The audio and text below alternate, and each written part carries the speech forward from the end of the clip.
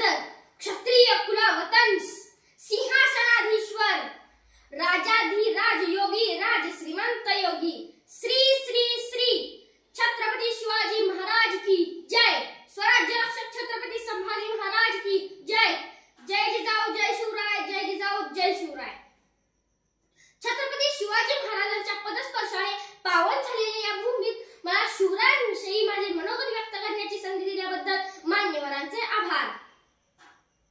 महाराष्ट्राचे आदिदैवत भूपती, नृपती, पृथ्वीपती, राजाधिराज योगी राज श्रीमंत योगी छत्रपती शिवाजी महाराजांना जिजाऊंच्या या छोट्या मावळ्याचा मानाचा मुजरा।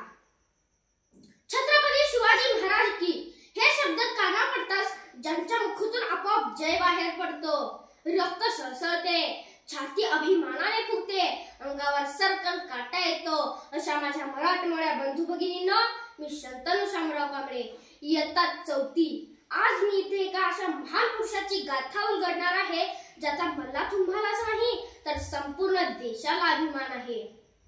मित्रांनो, आज या मातीमध्ये जन्मलेल्या मुलाला सांगावे लागत नाही की छत्रपती शिवाजी महाराज कोण होते, कारण इथली माती जन्मताच त्यांच्या मनामध्ये शिवरायांचे नाव कोरून ठेवते। मित्रांनो, छत्रपती शिवाजी महाराज हे नाव फक्त भारत देशातच नव्हे तर संपूर्ण जगाच्या कानाकोपऱ्यापर्यंत पसरले आहे। कोण होते हे छत्रपती शिवाजी महाराज? असं कोणतं काम त्यांनी केलं होतं की आज 350 वर्षे उलटूनही त्यांच्या नावाचा जय जयकार होतो? इथल्या लोकांना तर सोडाच, पण इथल्या दऱ्या खोड्यांना जरी विचारले की छत्रपती शिवाजी महाराज कोण होते तर ते सांगतील रुद्राचा अवतार तो वाघाचा ठसा होता, रुद्राचा अवतार तो वाघाचा ठसा होता, विचारा त्या सह्याद्रीला आणि विचारा त्या सागरी लहरींना माझा शोभा कसा होता, माझा शोभा कसा होता। कोणे की काळी आम्ही जनावरासारखे जीवन जगत होतो। आमच्या अन्नधान्यावर तर सोडाच, पण आमच्या देहावर देखील अधिकार नव्हता। इतरी जनावर आणि माणसं तर दूरच, पण मंदिरातील देव देखील सुरक्षित राहिला नव्हता।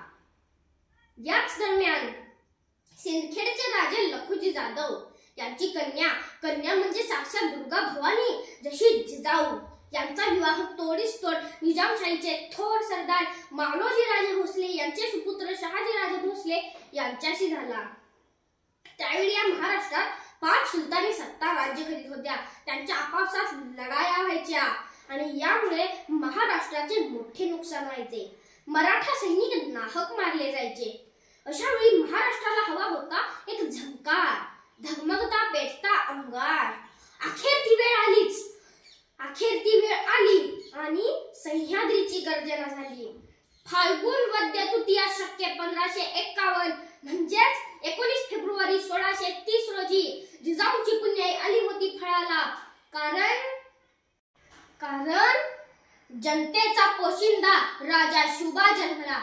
अरे माझा राजा जन्मला, अरे माझा शुभा जन्मला।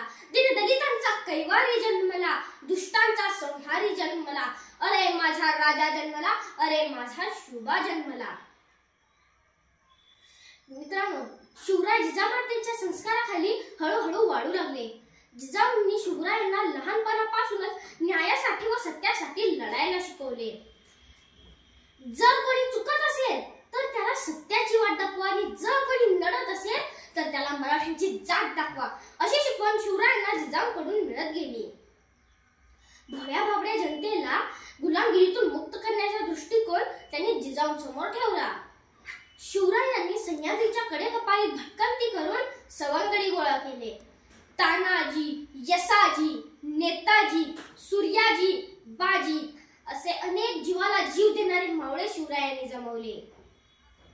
शिवरायांनी आपले धाडस, साहस, शौर्य, धैर्य, पराक्रम, राज्यधर्म पालन अशा अनेक आधी गुणांनी कित्येक शतके पारतंत्र्यात बुडालेल्या भूमीला स्वातंत्र्य मिळवून दिले। मित्रांनो, आज खरी गरज आहे ती म्हणजे शिवरायांचे विचार व गुण अंगी बांधण्याची, शिवरायांच्याकडे किल्ल्यांचे रक्षण करण्याची, शिवरायांचा इतिहास जपण्याची, परस्त्रीला माते समान मानून तिचे रक्षण करण्याची, शिवरायांचा आदर्श डोळ्यासमोर ठेवून कार्य करण्याची, जातीभेद न मानता एकत्र येऊन कार्य कार्य करण्याची. हीच असेल माझ्या राजाची जयंती, शिवछत्रपतींची जयंती. धन्यवाद. जय भवानी, जय शिवाजी.